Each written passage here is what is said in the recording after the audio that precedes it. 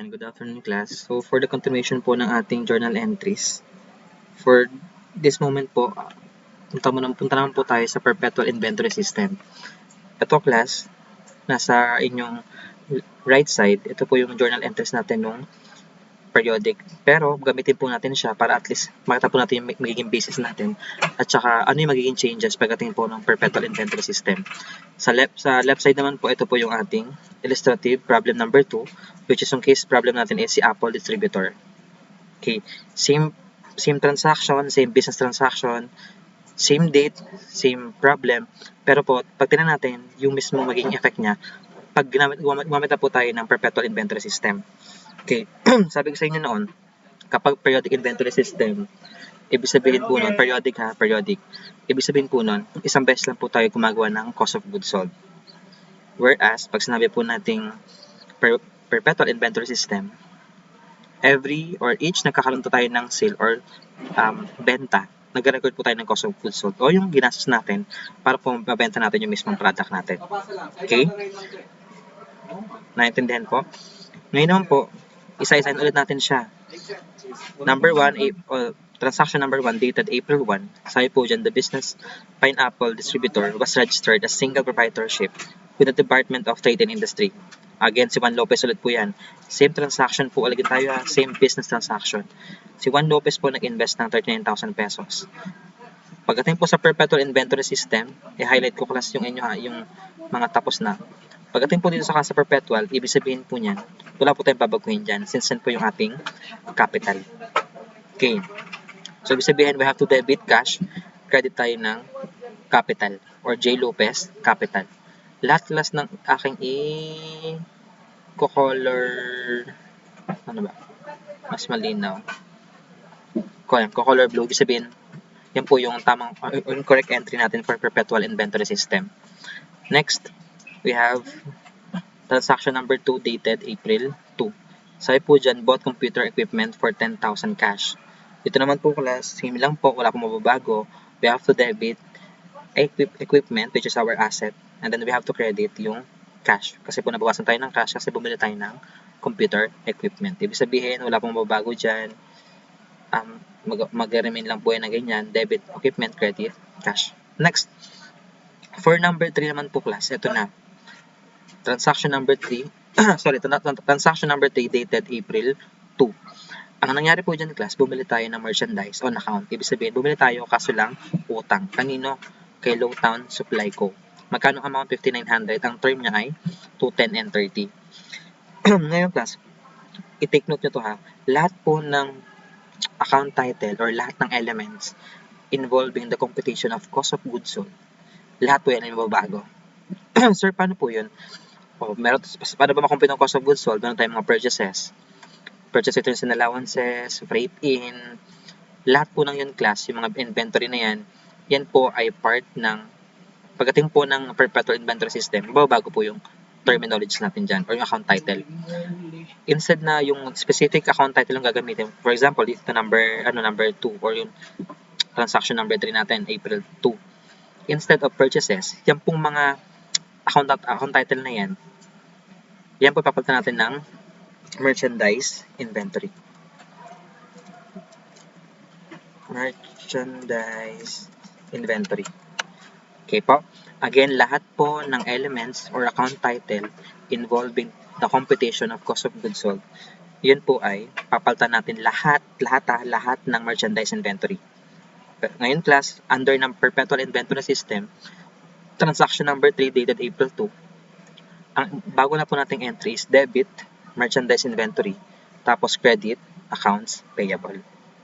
Okay. Next, transaction number 4 dated April 3, sorry.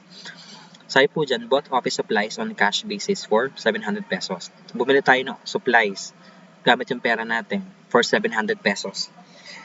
Since yan ay wala namang account title dyan na ginamit tayo na present sa computation ng cost of goods sold, no changes po mangyayari dyan. Keep lang po natin yan. We have to debit supplies and credit po tayo ng cash. Okay, ito na. On April 4 naman po, sabi dyan, sold merchandise on account amounting to 15,200. Ang term or freight term is FOB destination. Binigyan tayo ng freight terms, 2, 10, and 30. Pansinin nyo class, pag pinag-compare nyo po yung dalawang papel ninyo, periodic and perpetual, sa periodic, tingnan nyo ha, o tingnan nyo yung papel ninyo. O nakita nyo dyan, walang nakalagay na cost of goods sold sa periodic. Pero pagdating din sa perpetual, may nag-a-appear na cost of goods sold o yung amount ng cost of goods sold. Kasi nga class, under ng perpetual inventory system, each time na nagkakaroon tayo ng benta or sales, nag-record tayo talaga ng cost of goods sold. Sir, paano po mangyayari dyan? Okay class, i-record po muna natin yung nangyaring transaction. Una, nagkaroon tayo ng benta, we have to credit sales. Pero yung benta natin, pagbenta natin is utang. Ibig sabihin, makareceive tayo ng payment or makareceive tayo ng bayad galing kay customer. We have to debit account receivable. Walang problema dyan, walang changes. Eto na. Since meron pong given dyan na cost of goods sold, we have to record po yung cost of goods sold by debiting. Debit po tayo ng cost of goods sold. Tapos, credit po tayo ng merchandise inventory. O, explain ko muna kung ba't nangyari, ba't na ganyan nangyari. Tapos, anong reason behind that. Class, nag-record po tayo ng cost of goods sold, debit, kasi po, na-recognize natin yung cost of goods sold na ginamit natin or na-incur natin during that specific sales. So, bakit po nag-credit po tayo ng merchandise inventory? Di ba po asset natin ang inventory? Yes po. Di ba sir, kapag nag-decrease po ang inventory, credit siya. So, nag-decrease po siya. Yes po. Bakit class? Kasi nagkaroon tayo ng benta. Nagbenta tayo. Ibig sabihin, nabawasan yung inventory natin. Pag sinabing inventory, yun mismo yung mga paninda natin or merchandise na binibenta natin sa labas. Since nagkaroon nga tayo ng benta, automatically, i-record po natin yung lumabas na inventory or merchandise by crediting merchandise inventory. So, ibig sabihin class, each and every time na nagkakaroon tayo ng benta, kailangan po natin mag-record ng debit cost of goods sold, credit, merchandise inventory. Yung amount, kung ano pong amount niya, 11,000, yun po ilalagay natin. 11,000. Okay? Again, sa isang transaction po na merong sales, dalawang journal entries po yung kailangan natin gawin.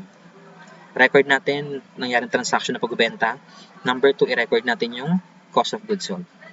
Okay. Next. On April 5, sabi daw dyan, paid 200 pesos freight on April 4 sale. Since nagkaroon tayo ng benta noong April 4, tayo daw po ay nagbayad ng freight charges. Okay? Other class ng freight charges, ang mangyayari po dyan, since yan po ay freight out, and din naman po kasama sa computation ng cost of goods sold ang freight out, at ba nalala nyo, freight in ang ina-add, walang freight out. Since wala pong freight out, stay lang po natin yung ganyan, debit, freight out, credit, cash. Wala pong changes dyan ha. Again, walang changes. Ang nire-record po natin ay yung freight in sa cost of goods sold. Next, we have April 6. Sabi po dyan, receive credit memo from Lowtown Supply Co. for merchandise return amounting to 300 pesos. Okay. Diyan naman class, ang mangyayari po dyan, since meron po dyan account title involved in the computation of cost of goods sold, ito yun ha, yung purchase returns and allowances, papalitan po natin yan. Record muna natin, nagbayad tayo, ay naka-receive tayo class ng memo doon sa binalik natin. Correct yan, debit, mababawasan yung accounts payable kasi yung binili po natin ay utang. Nagbalik tayo ng item. So, ibig sabihin, nababawasan po yung accounts payable natin. Correct yan, debit, accounts payable. Pero pagdating po sa credit natin, instead of purchase returns and allowances, papalitan po natin yan ng, ano ipapalit natin? Palitan natin siya ng merchandise inventory. Ibig sabihin po, class again ha, sabi ko kanina, lahat po ng account title or elements na involved sa computation ng cost of goods sold, papalitan natin yan ng merchandise inventory lahat. So, ang bago na po nating journal entries for under ng perpetual inventory system ay debit, accounts payable, credit, merchandise, inventory. Okay. Mas malinaw yan. Next, on April 11, sabi po dyan, nagbayad daw tayo kay Lowtown. O, tinan nyo maigi ha, nagbayad kay Lowtown. Pag nagbayad tayo class kay Lowtown, tama naman, nababawasan po yung ating utang, which is we have to debit accounts payable. Tapos pagdating po dito, since umabot po sa discount period yan, ibig sabihin mag-recognize tayo ng discount. Pero ang tawag doon ay purchase discount. O sir, may purchase po ulit. Di ba sir, kasama po yan sa computation ng cost of goods? Yes po, tama. Anong gagawin natin dyan? Kailangan po natin siyang baguhin at gawin natin siyang merchandise inventory. Tapos, yung ating pong credit, since nagbayad tayo, nawalan tayo ng pera, we have to credit cash. Same amount lang din po, ganun pa rin po. Ang nabago lang po ay merchandise inventory. Okay, next. On April 13, sabi daw dyan, collected from April 4 customers. Ibig sabihin po niyan, class, ay nagbayad si customer, na-receive natin yung bayad.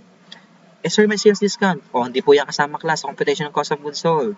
Ibig sabihin, ito pong transaction natin na yun, debit, cash, debit, sales discount, and credit account receivable, ay mag-i-stay lang po yan as is. Naintindihan? Again, wala pong kailangan baguhin dyan kasi tama po yan. Next, ito na, 14. On April 14, bought merchandise on cash basis for 14,400. Sabi ko sa inyo, last kahapon, or nung last, klase, kapag bumibili tayo ng paninda natin or merchandise, under ng periodic, nare-record natin siya as purchases. Pero this time, under ng perpetual inventory system, lahat po ng purchases natin, yan po ay magiging merchandise inventory. Take note nyo yung class ha. Bali, ang bago na po nating journal entries, debit, merchandise inventory, credit, cash. Bakit credit cash? Kasi nga po, bumili tayo ng merchandise gamit ang ating pera. Next, 15. Salaries paid, 1,500. May mababago mo ba dyan? Siyempre po, wala na. Kasi naman po, tama po yan, debit, salaries, expense, credit, cash. Next, April 16. Sabi po dyan, borrowed money from RCBC Bank, signed a promissory note for 12,000. Yung entry po natin ng periodic, debit cash, credit, notes payable. May kailangan bang baguhin dyan? Dito po sa 16, again, wala na po kayong kailangan baguhin kasi yun po yung tamang entry natin. Tatandaan nyo again ha, yung mga elements lang po na merong involved sa computation ng cost of goods sold, yun na po yung kailangan natin baguhin or may changes. Next, 17. Receive refund from a supplier on a cash purchase of April 14 amounting to 500 pesos. So, ibig sabihin ng class, nakareceive tayo ng return. Nakareceive tayo ng return galing sa ating or ng refund galing sa ating supplier. Kasi nagbalik tayo ng item. Ano na-receive natin? Sa refund, yung mismong pera natin. Which is, debit tayo ng cash. Pero, nung initial natin na recording sa periodic, yun ay purchase returns and allowances. Okay? Pero, since may purchases to class, ang mangyayari po dyan, palitan natin siya ng merchandise inventory. Okay? Again, we have to credit merchandise inventory. Debit cash, credit merchandise inventory amounting to 500 pesos po. Yan na po yung bago nating journal entry for April 17. Next, April 18. Sabi po dyan sa April 18, bought merchandise from Mesda amounting to 14,200, FOB shipping point, tapos ang term ay 210 and 30. O ngayon class, bumili tayo ng paninda ulit natin, April 18. Since yan ay purchases, palitan natin yan, replace natin ng merchandise inventory. Tapos po, since yan ay utang na bumili tayo, we have to credit accounts payable. Tama na po yan. Ang bago na po nating entry is debit, merchandise inventory, credit, accounts payable. Next, 20. Number 20. Or April 20. Sabi po dyan, paid freight on April 18. Diyan naman class, ang nangyayari po dyan, nagbayad tayo ng freight charges. Pero since ito ay, nung April 18 is FOB shipping point, ang entry talaga natin dyan is freight in. Sir, di ba po kasama sa computation ng cost of goods sold ang freight in? Yes po. O anong gagawin natin? Pagkasama ang gagawin, kailangan po natin siyang i-replace ng merchandise inventory. Naintindihan na, nagigets na konti-unti. Ito na po yung bago nating entry for April 20. O, next, April 23, ito ulit, sold merchandise for 16,400. Tapos may cost of goods sold na 12,000. O, since meron tayong sales, ito pong sales natin, ito, wala na po tayong kailangan baguhin dyan. Pero, we have to record po yung cost of goods sold. Paano natin siya klase record? Mag-debit tayo ng cost of goods sold. Tapos, credit tayo ng merchandise inventory. Naintindihan na. Tapos, ito na po class, yung bago nating entry. Magkano merchandise inventory natin? 12,000. Ito na po yung bago nating journal entry. Ang nadagdag lang po dyan class, yung recording natin ng cost of goods sold. Since ito ay perpetual, again, dapat po isa-isa yung recording natin ng cost of goods sold. Next, April 26. Sabi po dyan, bought merchandise for cash. O, bumili tayo ng merchandise. Anong gagawin? Debit tayo ng merchandise inventory. Anong ginamit natin na pambili? Cash. Sabihin, we have to credit cash kasi nga po nabawasan ating pera or cash. Ayan na po yung bago nating journal entry. Debit, merchandise inventory, credit, cash. Next, napit na. 27. Sabi po dyan class, paid MESDA on April 18 purchase amounting to 9,000. No discount allowed on partial payment. So, ang mangyari dyan class, since yan ay payment lang naman po, ang mangyari po dyan ay bawasan natin yung payable natin, tapos mababawasan din po yung ating pera or cash. Wala pong changes ng class, ganun pa rin po yung ating entry. Next, we have April 28. Sabi po dyan, J. Lopez get cash from the business amounting to 2,008. Dyan naman po class, again, same lang po, we have to debit J. Lopez drawings and then credit tayo ng cash kasi nabawasan po yung cash ng ating business. Kailangan bang baguhin? Wala po. Same lang po, mag-i-stay lang po siya, maintain lang po sa kanyang account or journal entries. O, next, April 29. Sabi po dyan class, made refund to cash customer for defective merchandise. Nag-refund daw tayo ng customer natin para dun sa binalik na item ni customer sa atin. Diyan naman class, debit tayo ng sales returns and allowances. Tapos, since nag-refund tayo, mababawasan tayo ng pera. Kaya po dyan ay naka-credit ng cash. Diyan class, wala po tayong changes. Remain lang po na debit sales returns and allowances and credit cash. 30. Sa 30 naman class, sabi po dyan, una, sold merchandise on account amounting to 13,700. Okay? O, record natin class, since na yung utang, we have to debit account receivable, tapos po, credit tayo ng benta. Sir, may cost of goods sold. Kasi po may benta sales, yes po. Kailangan po natin mag-record ng cost of goods sold. Paano, sir, ulit? We have to debit cost of goods sold. Anong credit natin? Credit tayo ng merchandise inventory. Ganyan ang class kadali yan. Inventory. Tapos anong amount? Ang amount po natin ay 9,000 pesos. Okay, last item. Sabi dyan, paid the following: advertising, utilities, rent, and salary. Same lang po klase nung periodic ha.